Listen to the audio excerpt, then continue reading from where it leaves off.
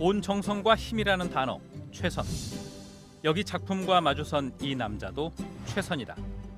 끊임없이 묻고 답하며 현대 미술에 도전하는 그는 작품에 온 정성과 힘을 쏟아내는 작가다. 만물의 생장이 절정에 달하는 10월의 어느 날, 2020년 낯선 한 해를 치열하게 고민했을 그가 작품과 함께 대구를 찾았다. 그리고 지역의 관람객을 초대했다. 현실을 마주하고 일상을 바라보는 그가 이번엔 딸꾹질을 이야기한다. 어떤 느낌의 전시일까? 최선 작가는 항상 현실과 일상에서 고민해왔다. 사회적인 문제 속에서, 신변잡기적인 상황들 속에서 그의 예술은 표현돼 왔다. 스스로 통제할 수 없는 세상, 사회 곳곳에서 일어나는 딸꾹질은 작가 최선의 이야기 혹은 우리가 겪고 있는 이야기다. 안녕하세요. 전 그림 그리고 있는 최선입니다. 유화 물감으로 그림을 그리는데 그 물감을 대신할 수 있는 게 또 뭐가 없을까? 그림을 물감으로만 그리는 걸까 하는 생각으로 이것저것 실험해 보고 있습니다. 딸꾹질처럼 갑작스런 2020년의 코로나19. 광화문 대로에서 색깔로 갈라선 사람들의 모습. 제어할 수 없는 일들로 가득 찬 세상의 이야기가 과거와 현재를 오가며 전시돼 있다.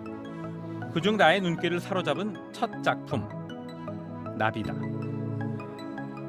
2014년에 4월에 우리에게 큰 사건이 있었었죠. 고등학생들 320명 아이들이 하루아침에 그냥 사라져버리는 사건이 있었었는데, 그림을 그리는 한 사람으로서 화방에서 물감을 사서 무엇을 그릴 수 있을까라는 생각에 흉한 모습 앞에서 과연 무엇을 그려서 제가 아름다움이란 걸 얘기할 수 있을지 좀 고민이 됐습니다. 그래서 실제 살아있는 숲만으로도 우리가 굉장히 충분히 아름답다는 것을 보여주고 싶었어요. 눈이 없더라도, 비록 손이 없더라도 있다는 것만으로도 그림을 그릴 수 없을까라고 해서 입으로 불어서 하는 것을 선택하게 됐습니다.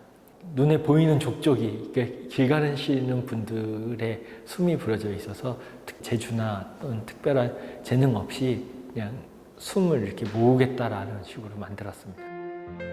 수많은 목숨이 꽃처럼 졌던 그 해, 살아있는 이들의 숨은 나비가 되어 팽목항의 꽃들을 위로했다. 처음에 안산에서 또 했었고요. 인천의 어느 초등학교가 개교가 한 80년 된 그런 학교인데 재개발 때문에 이렇게 학교를 옮기게 됐어요. 그래서 학생들 전체를 했던 초등학교가 있고요. 제 자신조차 이 그림이 아름다우면서 또 되게 슬프다는 생각이 드는데요. 우리 말 중에 소식을 전한다는 말이 있잖아요. 그 말이 참 재미나게도 숨 쉴 식자에다가 나누는 숫자 해서 내 숨을 이렇게 나눠서 누군가에게 전하는 것, 이렇게 살아있음을 되게 강조하는 그런 인사법이나 그 말을 가지고 있는 것 같습니다.